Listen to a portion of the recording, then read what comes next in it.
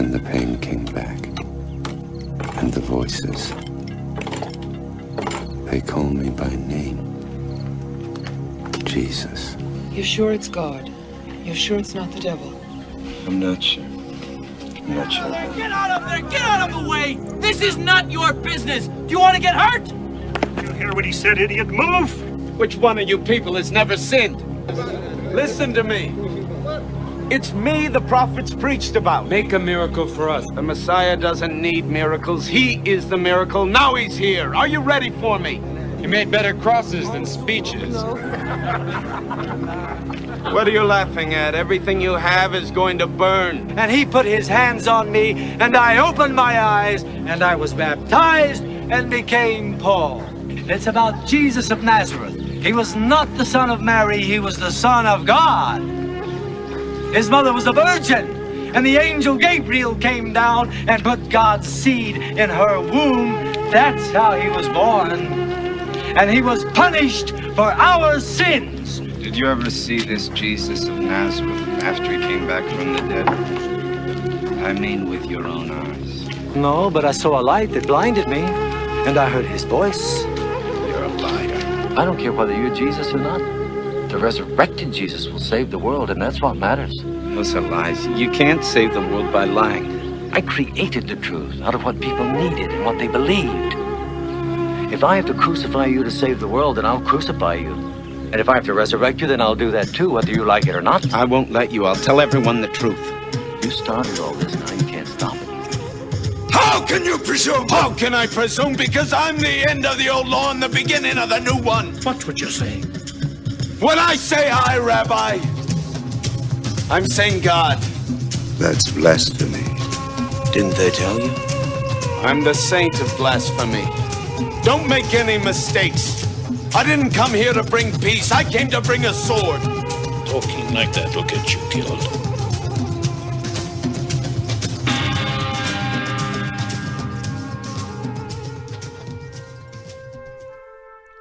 Happy heresies, my beloved truth seekers.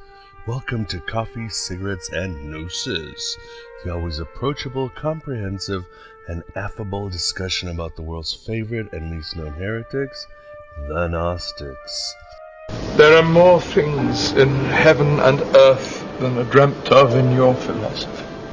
As is customary, we will strive to stay away from scholarly pontification and definitely stay away from New Age babble. We'll take the middle path through the gnashing rocks of orthodoxy, fundamentalism, and literalism in this frank discovery about Gnosticism and its brethren in the esoterica.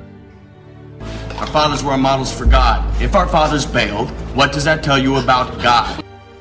And that's not the only needle we will thread, as you might have figured out by now. We must careen between good and evil, law and chaos, right and wrong, conservatism and liberalism, theism and atheism, Chuck Norris and Van Diesel, and all the other lower syzygies that grind out conflict until we are drowned in disinformation. No, the goal here at the virtual Alexandria is to rise above all dualities, unite them once we tower above them, and synthesize them into greater oceanic truths. In that event horizon of transcendental awareness is where we will find the ecstatic, consecrated liberation of the consciousness and the sobriety of gnosis. Trust the gods, Leonardo. I'd prefer you trusted your reason. Like Nico Kazantzakis once said, there is a suffering God in each one of us. Time to release that hurting divine entity, that crucified man of light, that Prometheus who holds all the secrets of the higher planes of reality. And then our godly scintillation can flow back through the river Styx and back to its original source, which in Gnosticism we call the pleroma, the Buddhists call nirvana, the capitalists call ayin or non-being, the Muslims call tombland, and the Scientologists call the eighth dynamic. What? For the love of Loki, what the hell is that? Eighth dynamic? Sounds like the last lap of a car race or the movie title of some bad science fiction. Oh, never mind. That's what it is. God isn't interested in technology. He knows nothing of the potential of the microchip or the silicon revolution. Look how he spends his time. 43 species of parrots. Nipples for men. Anywho, thank you so much for emanating yourselves this approximately Saturday, April 5th, 2008, the year of our demiurge. If you get a chance or 20, please visit my website, thegodabovegod.com, for the various ways you can download past shows of CCG, over 90 that can be done individually or in bulk, depending on your personal needs of a spiritual walkabout. You can also find all the latest tittle-tattle of the revolution I began in the name of Hypatia of Alexandria. Do the chickens have large talons?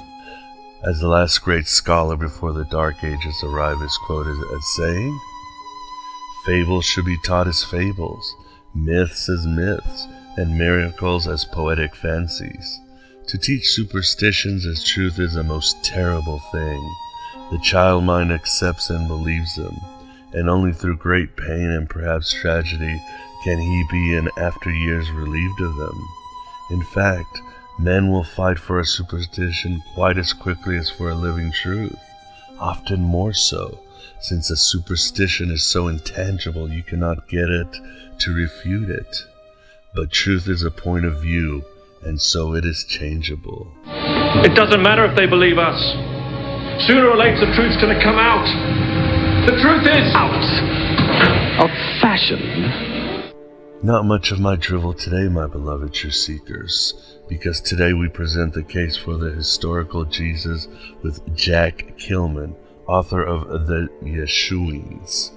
I really can't think of anyone better to make this litigation, since Jack is a slight expert at Aramaic, history, and archaeology. He certainly will bring some evidence you've never heard of before during our exhaustive interview. And if you read his posts in the Jesus Mysteries or the Gospel of Thomas Yahoo groups, you'll be neutered by his steep intelligence and sense of humor. Gonads are useful for their purpose, but they are no substitute for brains. But I did say not much of my drivel, since I remain a staunch mythicist. And by that, as you probably know, means I believe Jesus is the Logos, the reason of the divine incarnated in the rising dying God-man, who brings illumination, renewal, and the changing of the ages. Simple as that, but not really. Call him Jesus, Mithras, Dionysus, Balder and his gate, Osiris, Tammuz, Quetzalcoatl, Krishna. It doesn't matter. What matters is that this is a supernal tsunami above, below, and inside.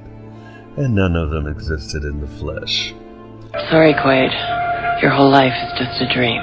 But the reality is that if suddenly someone actually came with some rock-hard proof of an itinerant Galilean preacher who said contradictory theologies 2,000 years ago, it wouldn't bother me in the least.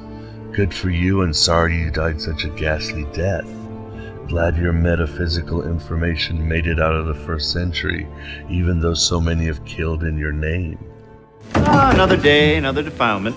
Yet I would still stick with the Gnostic Jesus, the timeless Aeon, who imparts gnosis to the apostles in arcane business meetings, battles archons in the zodiac heavens, and gives us a different story on how Jehovah came to rule creation. Everything is proceeding as I have foreseen. Kill my ignorance, but leave my sins alone. Like a wise man once said, we aren't punished for our sins, we are punished by them. But I'll let Jack take center stage. We've already had the mythicist case hammered on CCG by such guests as Timothy Freak, Robert Price, Acharya S., Tom Harper, Jay Raskins, and Nathaniel Merritt, just to name a few. Let's see what the other side has to say. At the end of the harsh day, it's up to you, my beloved truth seekers, to make up your own mind on what role your Christ was, is, and will become in your destiny. Some people lose their faith because heaven shows them too little. But how many people lose their faith because heaven shows them too much? But before we go, I'd like to quote the Palm Tree Garden's space debris in its definition of what a Gnostic is. The man is fierce, I tell you, and I've quoted him before. One of the best posters I've ever read on the countless Gnostic boards out there. There's a guy named Asher returns in the Linguistic Yahoo forum who is in his league, but all the rest come in a distant third. Don't even ask me about my posts. They're so bad I think a moderator loses his wings in cyber heaven every time I leave something. Doesn't anyone listen to one damn word I say? So here are the words of space debris on who the Gnostics were before we venture to prove there was a real Jesus besides the guy who cuts your lawn. I think there are few things we can say with confidence about the Gnostics. They followed certain esoteric and mystical teachings with syncretized Judeo-Christian and Platonist notions. These teachings involved a negative evaluation of the physical cosmos and were expressed through mythologies that prominently feature the tragic fall of a feminine aspect of divinity. Their ethics generally tended toward asceticism, and they attributed an important soteriological function to insightful knowledge regarding the connections between the transcendent divinity and the human spiritual essence. And although they died out after the end of the 4th century, significant elements of their teachings endured for centuries among the Manichaeans and the Mandeans. Whoa! Pretty good, eh? Gnosticism is a large tree with many branches, just as Miguel Conner is a host with many bad metaphors. The branch ends, but then it's time to figure out the next one that has a very different texture. But in the trunk it's all the same, and that means undergoing the mystery that is Gnosis. Welcome to the real world. So Jesus, if you truly ever existed, come out and play. And billions of people need you to be made of flesh, because the flesh, or more like the material, still rules our extroverted world.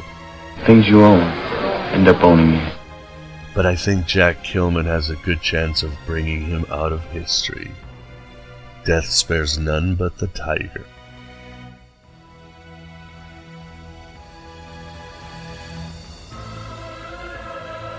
This is the Coffee, Cigarettes, and Gnosis interview. Today we definitely have the pleasure of having Jack Killman. How are you doing today, Jack? Oh, I'm just fine, Miguel. How are you? Oh, I'm doing wonderful. Thanks for asking. Why don't we get right into things? First, why don't you tell us a little bit about your background as a historian? Well, it began very young. I was sort of a precocious kid. I could read at age 4, and I couldn't stop reading everything. So, but my primary interest then, and of course through my adult life, has been science and doing research. And even now I'm working on a methodology for the treatment of HIV. But as a scientifically precocious kid, you know, I came to start questioning some of the myths of the Bible, and I began studying Hebrew literary styles, which include, you know, midrash, of course, and how they wrote, and the allegorical and metaphorical types of context. So I don't really think that the authors, for example, of Genesis really believed that a naked lady took dietary advice from a talking snake. I think they used that as a metaphor, and a good one at that. And of course, that same goes through the creation accounts and so forth. So as a kid, with my interest in science, I lived near Johns Hopkins University, which I would later attend, but at age 8 became sort of a mascot in many of the departments. I got to work in the biochemical laboratory as well as in the geology department, sorting incoming fossils. At Hopkins, I met Dr. William Foxwell Albright, who is the dean of Near Eastern Studies, the late Dr. Albright, of course. And he interested me in the ancient Near East and gave me my first lessons in Hebrew and Aramaic and paleography, which is a passion with me. Because what these do, in the actual language, it puts you in touch with the ancient author. It's almost as if you reach out and touch him on the face as you read what the ancient author wrote. And I was fortunate enough to get to see and translate as a lesson from the photos of the first Dead Sea Scroll that became known in this country, and that was the Isaiah Scroll. And from that point, I was hooked. And what about the big JC? Did you always believe in a historical Jesus, or through your research did you suddenly have one of those aha moments when you knew? Well, probably not so much of an aha moment as a transition, between the ages of 8 to 10. It occurred to me that Christians throughout history, as I studied history and the history of the church, were torturing and killing thousands of their fellow Christians over their own interpretations of the nature of Jesus, while totally ignoring the teachings of Jesus. And I saw that as messed up. And that's when I sort of developed the credo, hey, just read the red print. Naturally, that developed and evolved into an interest in the historical Jesus and what could be extracted from the texts that would tell me more about the person, the man, because as people, if we don't understand Jesus as a person, then all this other, stuff is useless. And what exactly are what's some of the strongest evidence for a historical Jesus, in your opinion, Jack? Well, there's outside of the Gospels and outside of the New Testament, of course, there's very little. And much has to do with what various scholars and or various cynics or skeptics think about the New Testament, when it was written, how it was written, and why it was written. But I would say that the strongest evidence we have is the Testimonium Flavianum of Josephus, and his exchange about Jesus' brother James in Book 20. Josephus was writing in the 1st century, and he saw fit to mention this. Now, unfortunately, in later years, the patristic fathers of the church, probably Eusebius, embellished the Testimonium Flavianum, and in that case wrote in several phrases that did not happen to, were not the words of Josephus. Are you familiar with the Testimonium Flavianum? Yes, and definitely the controversy. So you're saying that the original one did mention Jesus, and yes, then some other stuff was added, that he was the sure, Messiah. Because Josephus says, now there was about this time Jesus, a wise man, and then Eusebius wrote in, if it be lawful to call him a man. Josephus didn't write that part. Then it goes on, for he was a doer of wonder works, a teacher of men as received the truth with pleasure. That's embellished a bit, and he drew to him both many of the Jews and many of the Gentiles. Then it says he was the Christ. Of course, Josephus originally wrote his drafts in Aramaic, so he would have said if he wrote that, which he didn't, he would have said he was the Messiah. He may have said he was so-called the Messiah. And when Pilate, at the suggestion of the principal men among us, that's very vintage Josephine language, had condemned him to the cross, those that loved him at first did not forsake him. Then Eusebius added, for he appeared to them alive again the third day, as the divine prophets had foretold, and 10,000 other wonderful things concerning him. Josephus didn't write that. And then the final sentence, and the tribe of Christians, so named from him, are not extinct to this day. Josephus did write that. So once the obvious interpolations are removed from the testimonium, then the language is typically Josephus. And so my contention is Josephus did indeed write an account of Jesus, and the original account, I don't think it was pejorative, but it was probably neutral.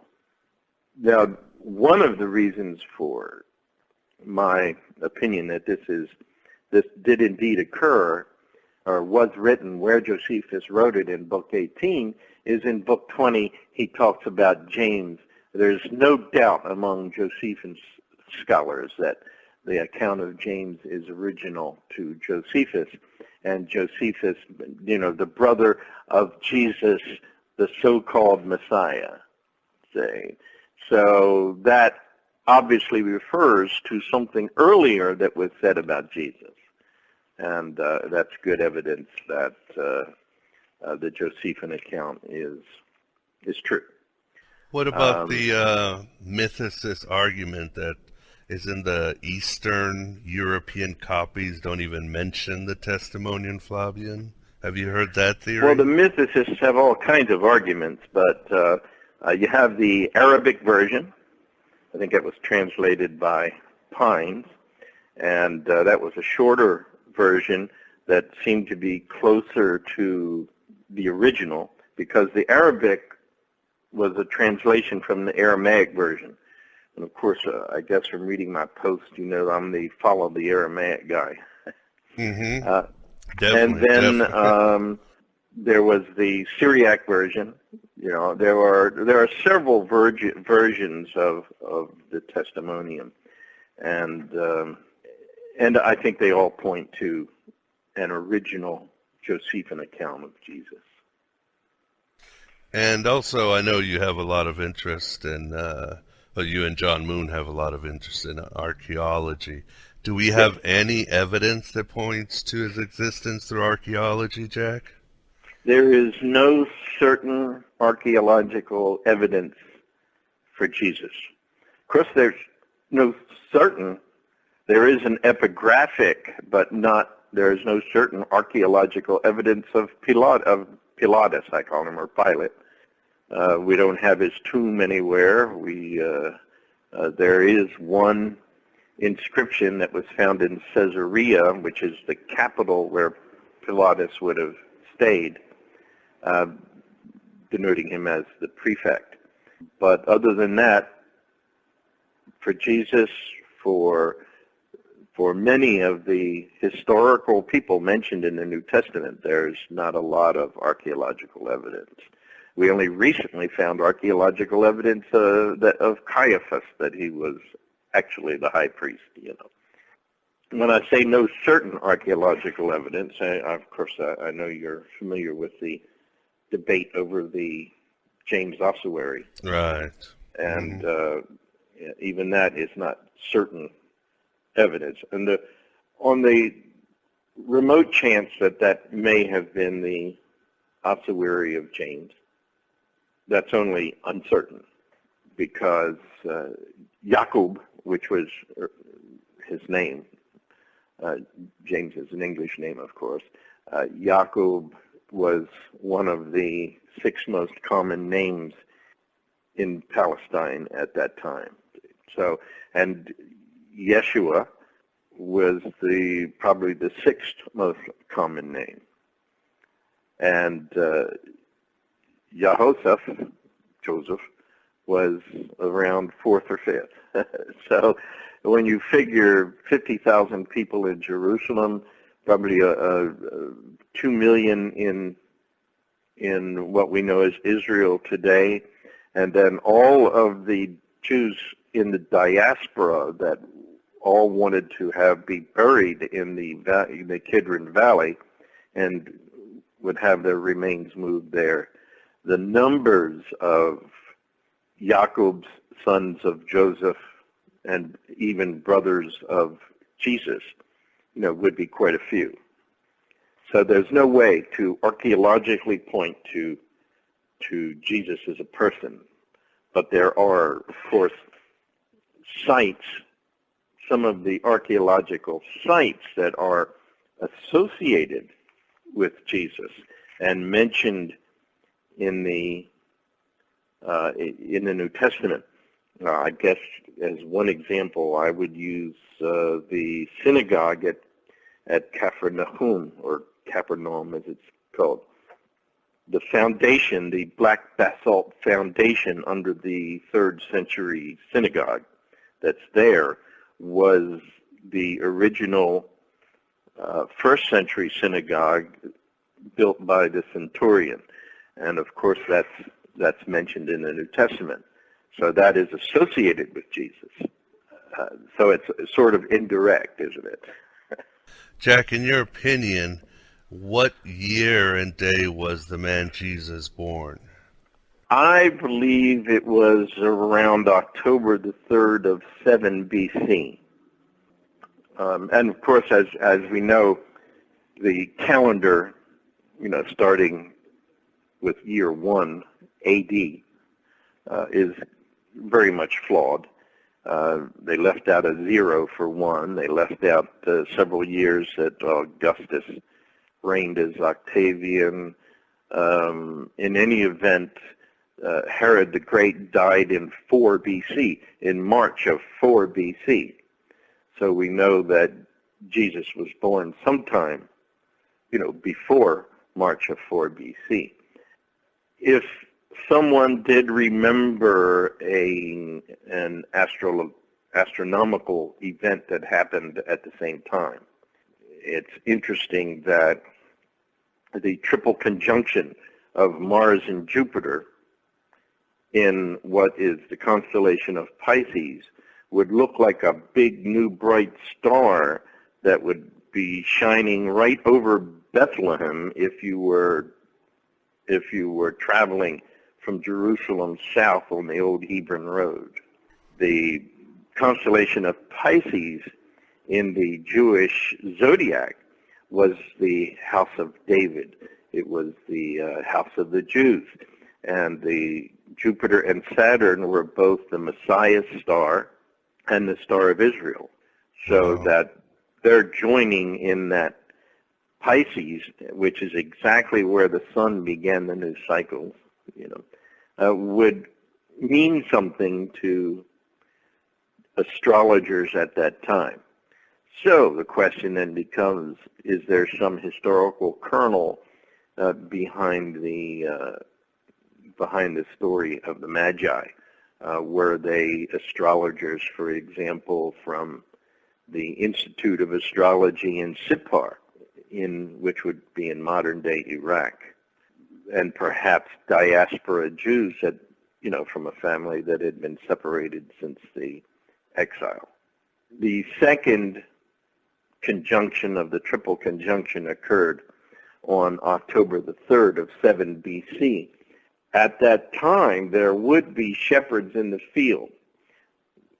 As we know, December the 25th was chosen by Constantine as Jesus' birthday because it was the day that was holy to the sun worship and the Sol Invicta cult, which Constantine belonged to. There would be no shepherds in the field at that time either. It was too cold. So that, and for a number of other reasons, I think October the 3rd, 7 BCE is the date of Jesus' birth, which, by the way, was Yom Kippur. Yeah, very ironic. Very ironic. And even today, Jack, I was looking at the Jesus Mysteries, and there goes Dr. James Gardner going about, the Nazareth didn't exist until the end of the 1st century, and the argument that's been going on for years. And I finally answered that thread, just I guess about 10 minutes before you called. So what's the answer? Well, of course Nazareth existed. First of all, Nazareth mentioned in the text is mentioned in Mark, and Mark was written in 70 CE. Mark knew of a Nazareth in the year 70. Now that's the 1st century, isn't it? Stephen Fann's work on the village, the Nazareth village farm, clearly shows 1st century agricultural community in Nazareth. And of course there's some recent work that shows that there may even have been a Roman garrison in the area. Bugatti excavated 1st century Kokum tombs that by law would be outside of the border of the village. And this ring of tombs that are 1st century tombs gave him an indication of the size of Nazareth in the 1st century. Now, it wasn't a city. It was a small hamlet of about 25 families. And they probably worked for the owner of the village farm that's being excavated by Stephen Fann. Now, it's true that some of the myth people claim that Dr. Fann is an apologist, and therefore he's a liar who's faking his archaeological reports, and that's not kosher. He's a well-regarded archaeologist. So Nazareth was there in the 1st century, and the archaeology of the area clearly proves it. But I think it's one of those things where for mythicists, eliminating Jesus gets to be kind of difficult from a textual standpoint. So if you eliminate Nazareth, in spite of the archaeological evidence, that still doesn't eliminate Jesus. Say, it's possible that his birth in Bethlehem was an invention, was theologumenon, which is a story that, although not factual, is meant to give a spiritual concept. There's no motive to have Jesus born in Nazareth by Mark, whom, of course, Matthew and Luke copied later. There's just no motive other than his actually having, that was his town, his hometown. A lot of Jesus language that he uses, and I'm very much on the language, exemplifies a person that was raised in a rural agricultural area. Nazareth was also the site of the stone quarry, and as you know, this was a family of what in the New Testament calls tectons, and in Aramaic that was harash, and they were not only carpenters, but they were stonemasons, and they worked with metal as well. And Sepphoris was the primary town of which Nazareth is a satellite. There was a lot of building going on in Sepphoris, and so it would make a lot of sense for a family of tectons to live in a place like Nazareth, where not only from the road nearby where wood would come in to be traded, but the quarry where the stone was available. And as you're aware, there's a lot in Jesus' language about stones and the rocks, like in Matthew 16:18, the cornerstone language, and of course in Gospel of Thomas 66, a carpenter and a stonemason, can be found splitting wood and lifting stone, right? Right. And so I think a lot of Jesus images come from Nazareth. So there, I think, is linguistic evidence of that places Jesus in that area. And Jack, you often mention that Jesus led a Daniel-Enochian movement. What exactly is that? A lot of what was going on in the early 1st century when Jesus was a child, just growing up, has to do first with the Roman occupation. When Jesus was like 12 years old, you had the Galilean uprising, and many Galilean young men were, after Rome squashed that, were deported to Sardinia and Spain to work in the mines, as much as 2,000 of them. And a lot of them would have been friends of Jesus, even relatives of Jesus, and he often talks about his flock that's not there. And those are probably those people that are enslaved. Just prior, in the century before Jesus, the 1st century BC, and the 2nd century BC, you had the Maccabean, before the Maccabean uprising. You've got the Seleucid suppression, the desecration of the temple under Antiochus IV. And during that time, the book of Daniel and the book of Enoch were written. Now, Daniel is set, although it's set in the 6th century BC, it was written in the 2nd century BC, probably just before the Maccabean uprising.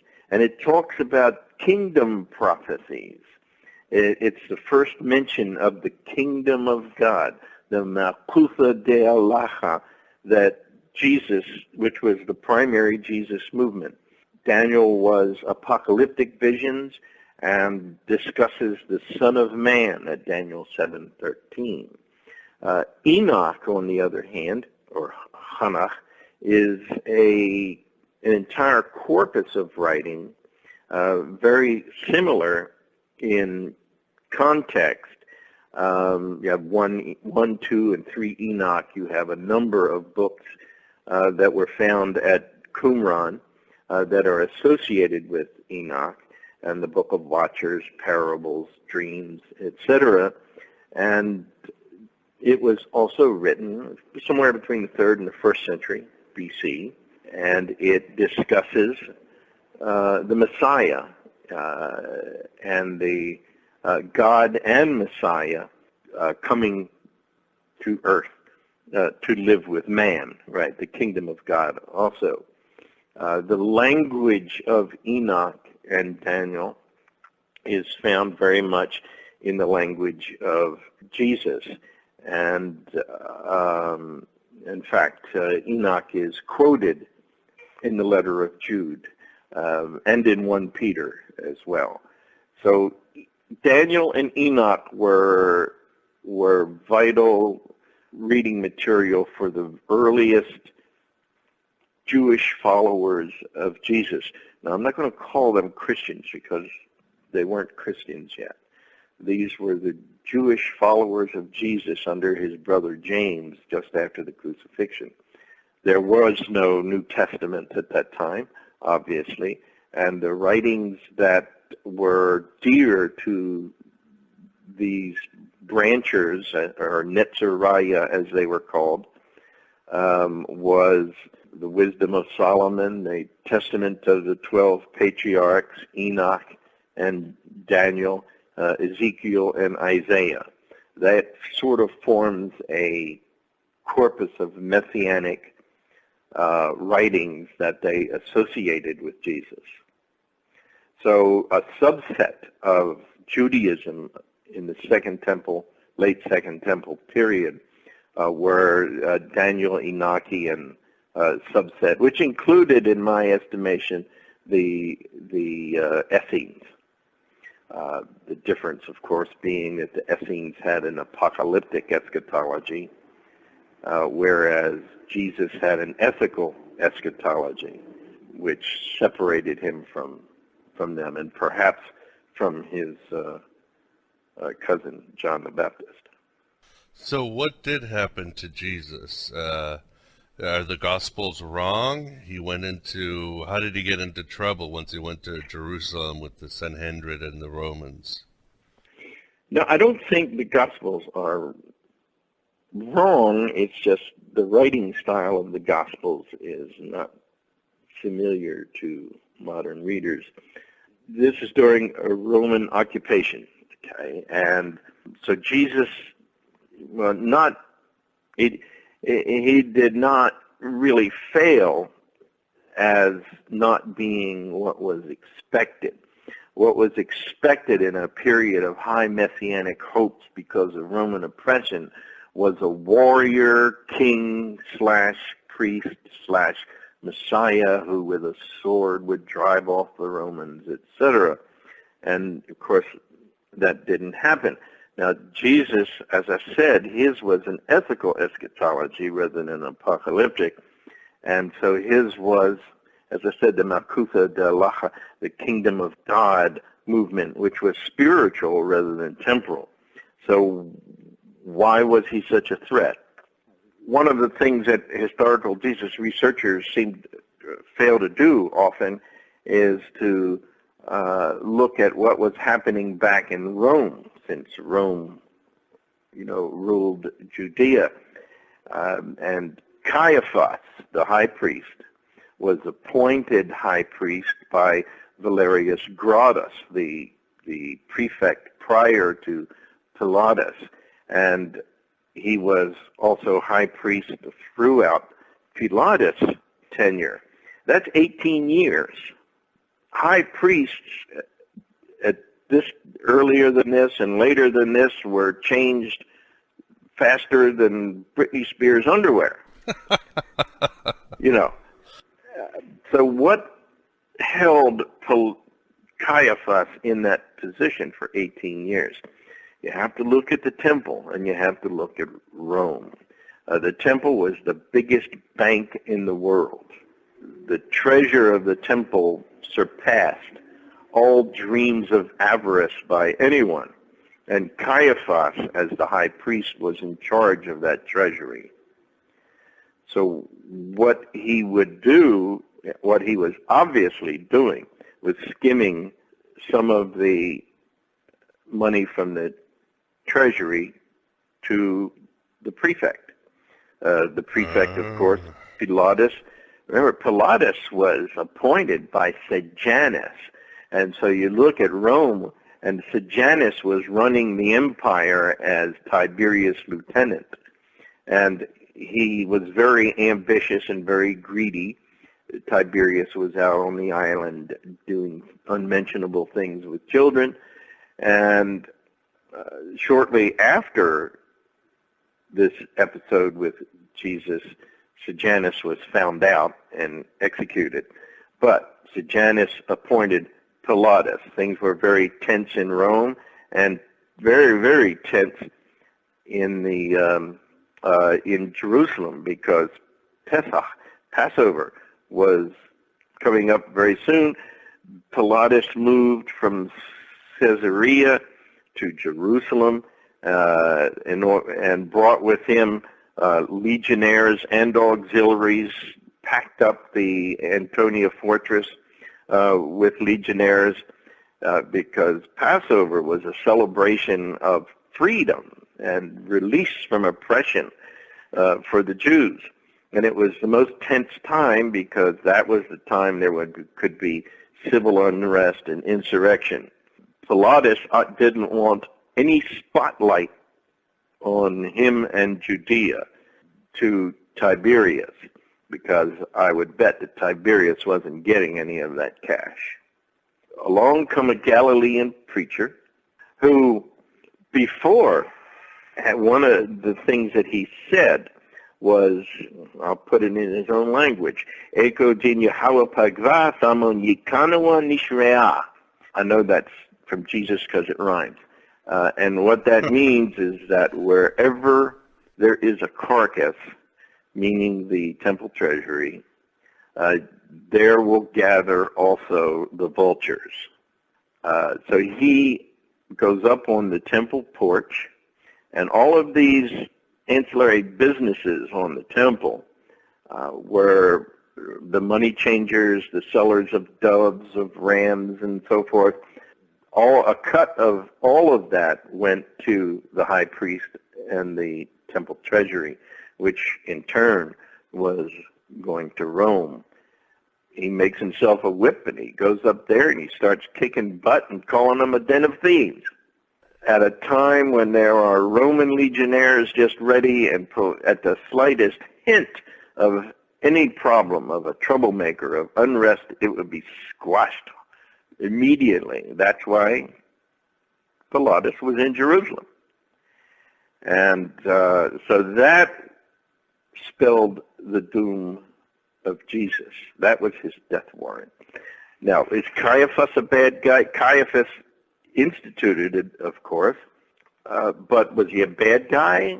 I don't think so, because he's the one that said it's better that one man should die than an entire nation. He knew what would happen if Romans really crushed the country as they had done before, and as they would do again during the First Jewish War and also during the Bar Kokhba revolt. So I don't think Caiaphas was really a bad guy. He was just protecting the Jewish people. Jesus was later arrested, and he was taken before the Roman prefect, charged with a Roman offense, sedition.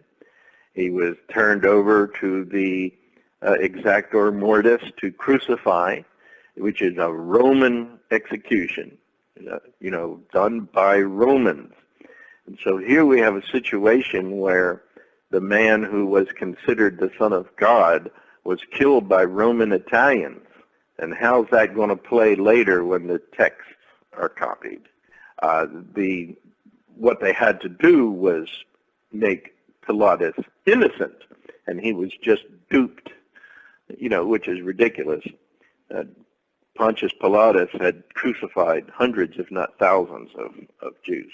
Yeah, I hear he was a vicious man. Right, he was vicious. You just read Philo about Pilatus and get a better picture.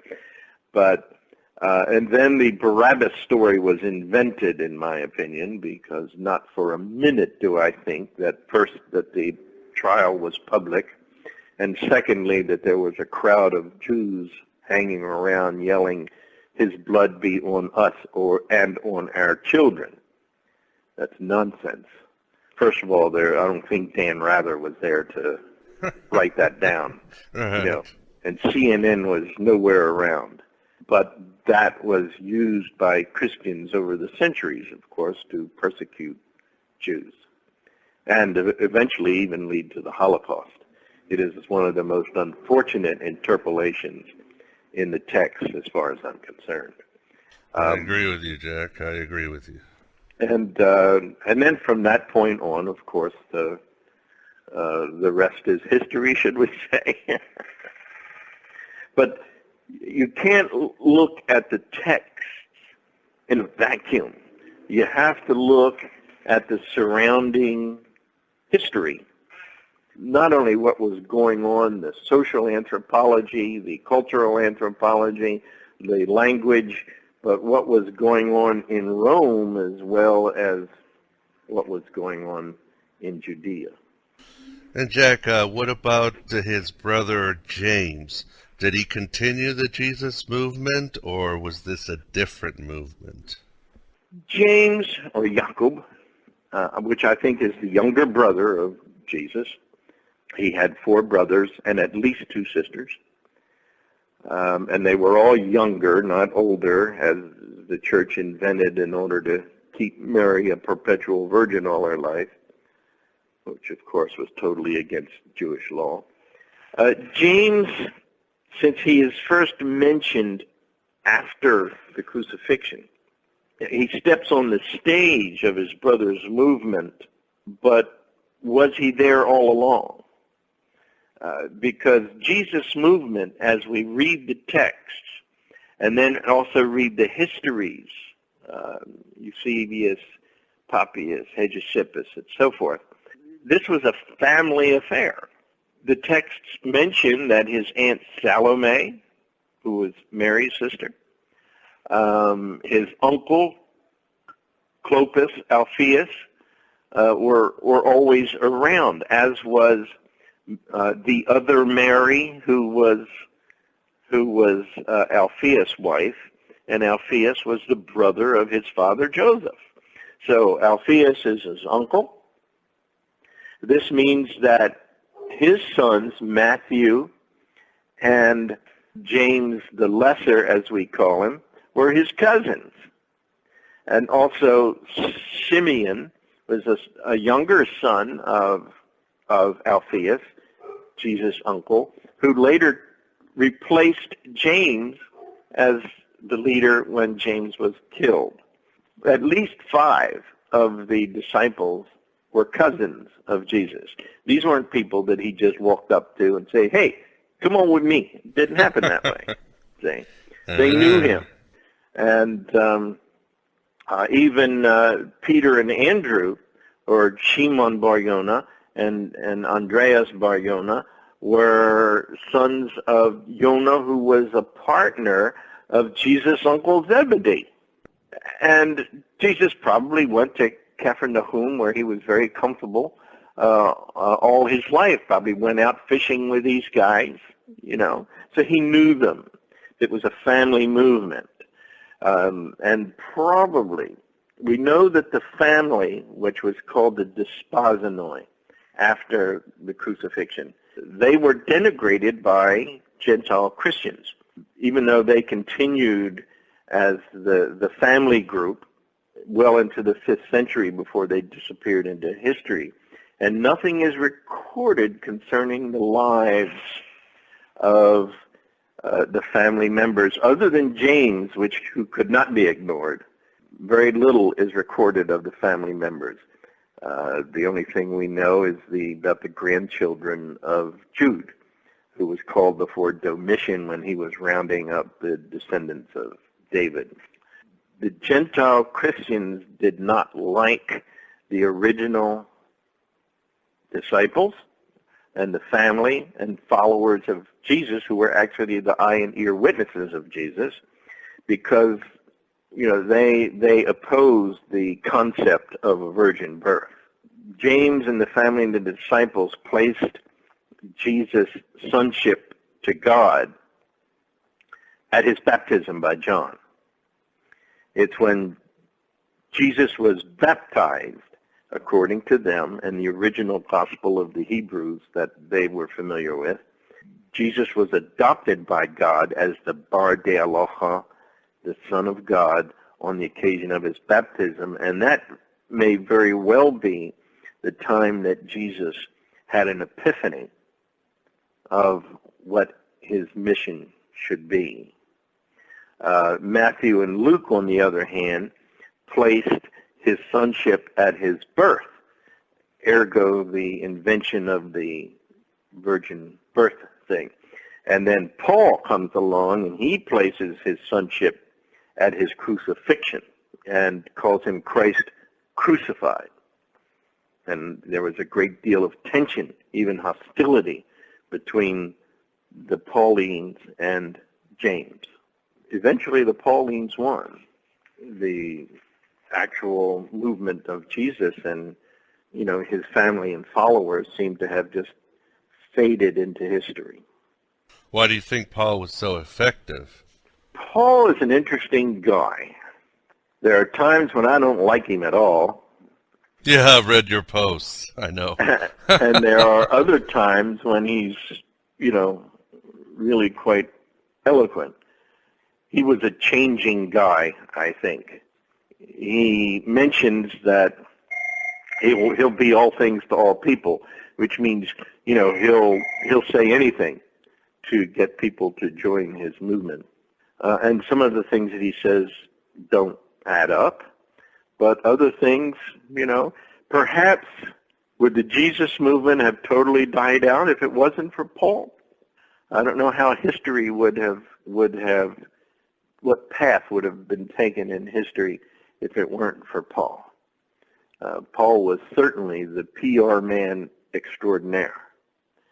And he carried his movement all through the Gentile West.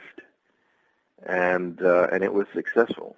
So successful that it eventually wound up being the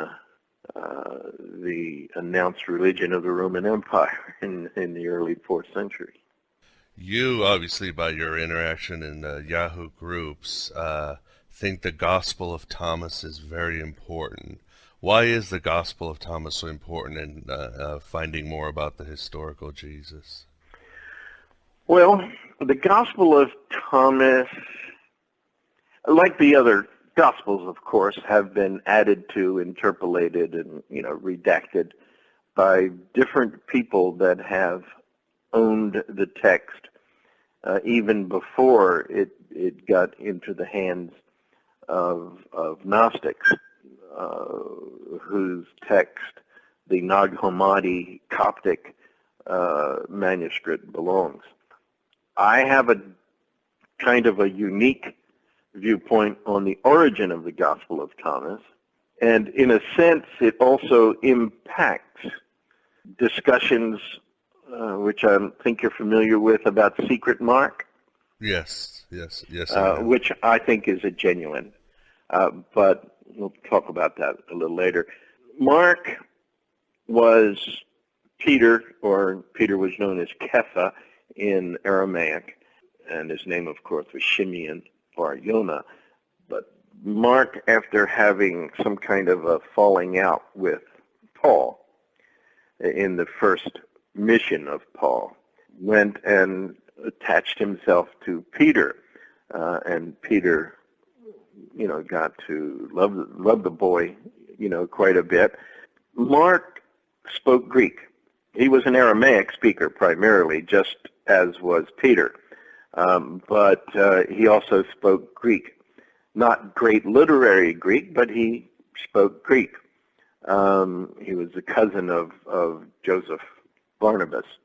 As Peter would walk around or travel around to various places, Cappadocia, Lydia, Pontus, etc., and talk to these new Christians, followers of Jesus, you could imagine how awed they were to actually see the head honcho disciple, right?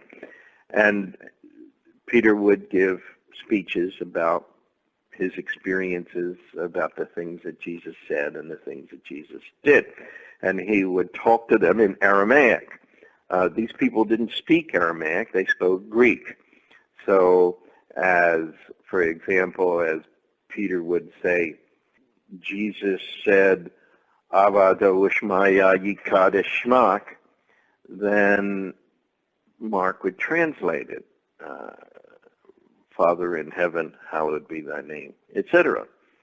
And Mark was probably, after doing this from place after place after place, after every sentence of Peter's, he would translate it into Greek for the people. I'm sure he was writing it down. In fact, I think he wrote notes, and he wrote notes of Jesus said, and he wrote notes of Jesus dids, of the various miracle stories, etc. And of course, Jesus said this, Jesus said that, and so forth.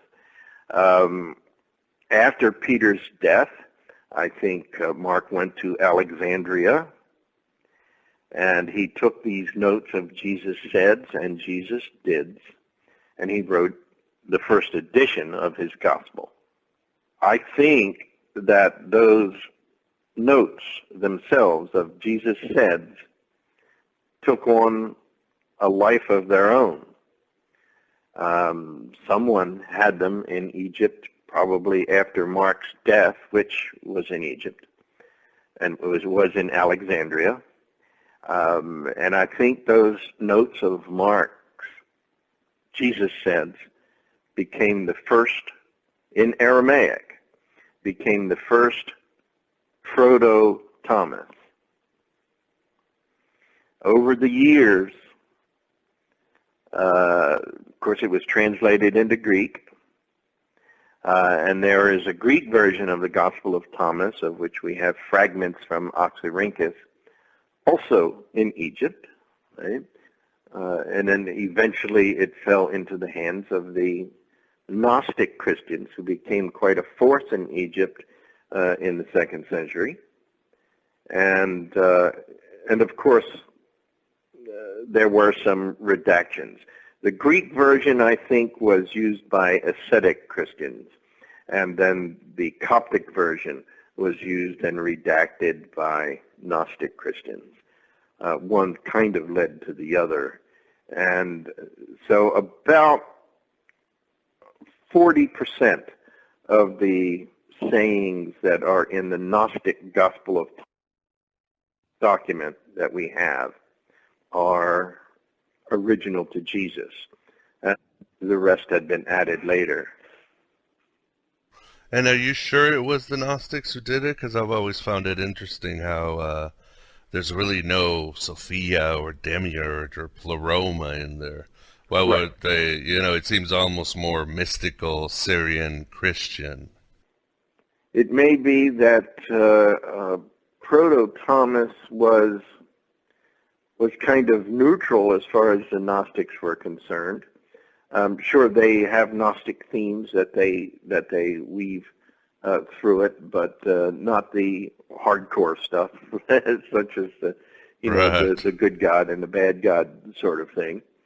It was not. There was nothing there that challenged their Gnostic beliefs.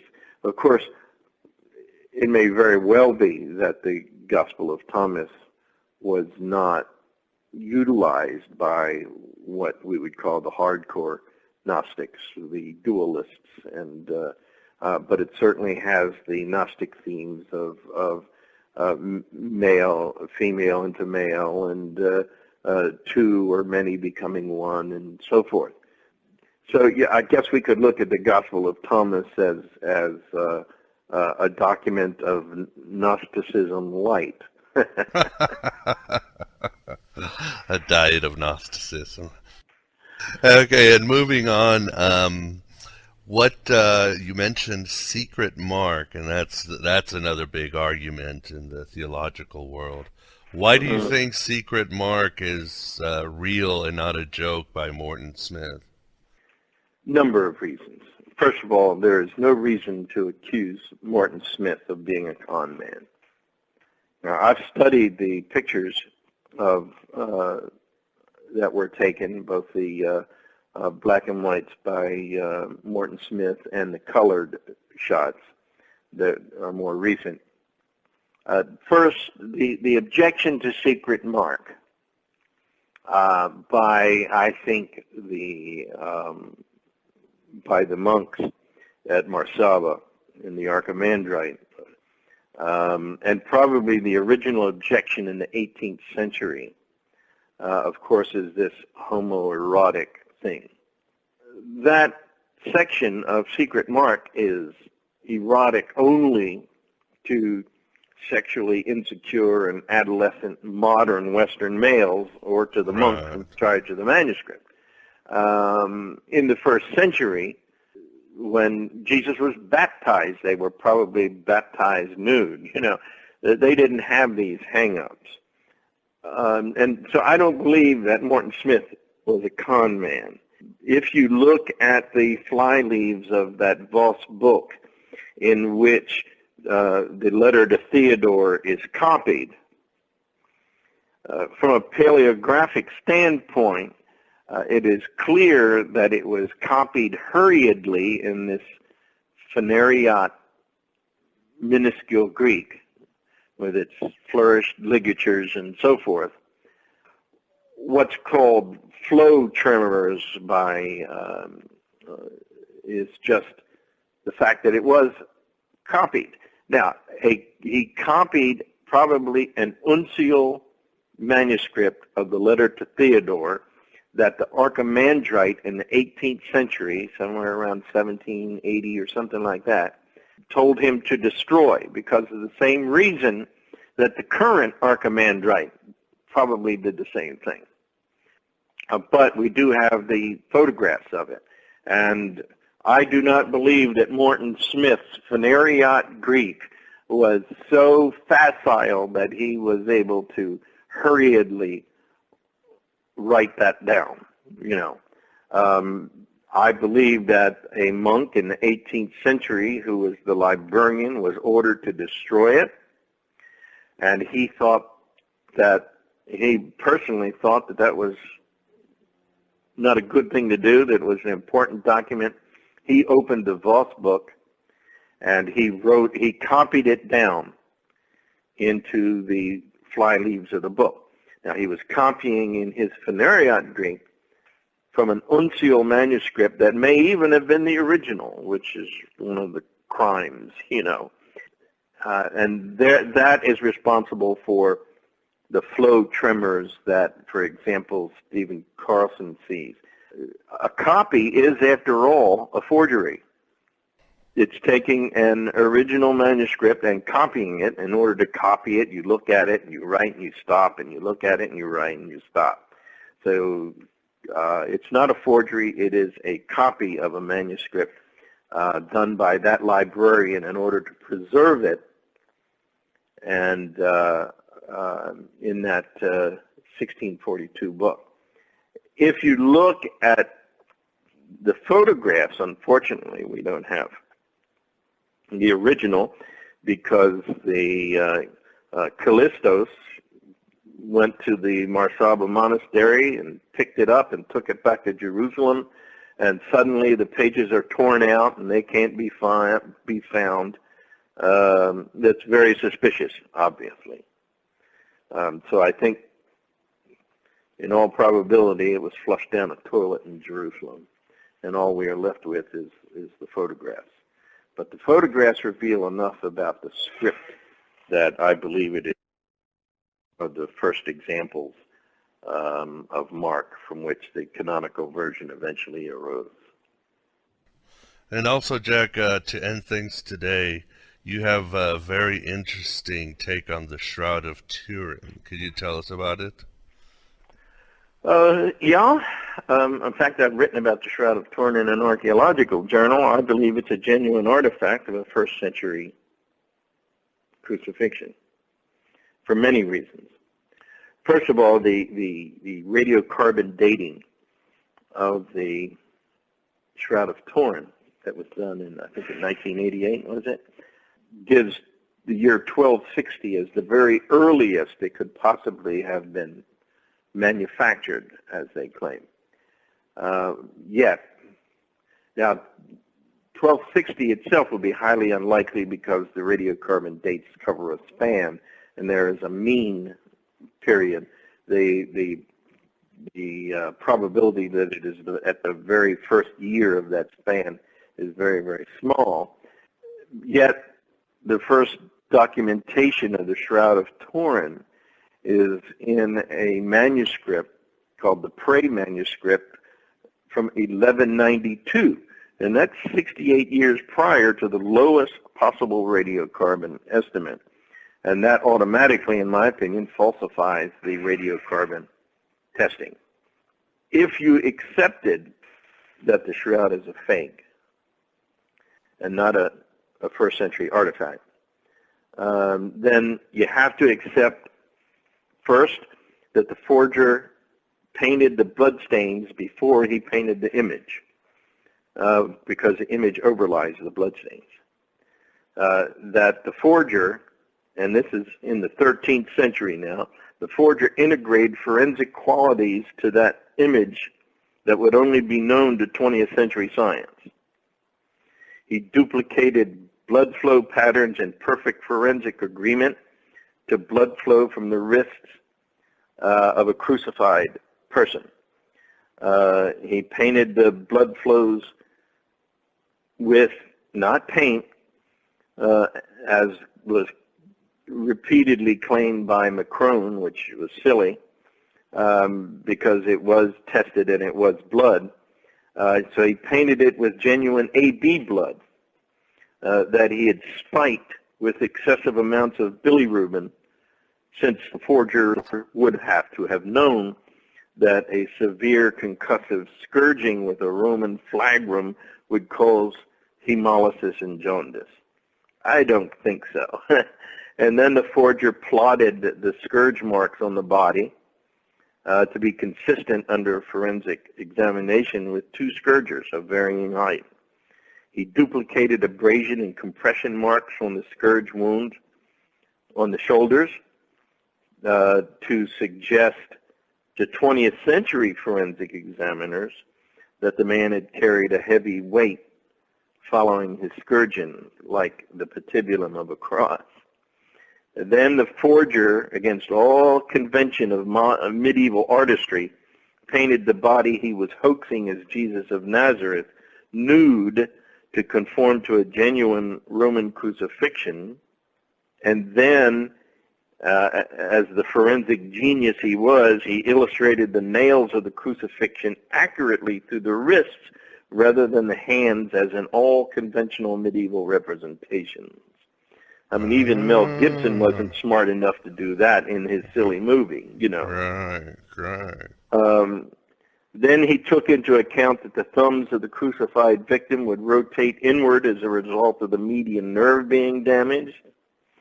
He was clever enough to salt the linen with pollens of plants indigenous only to the environments of Jerusalem.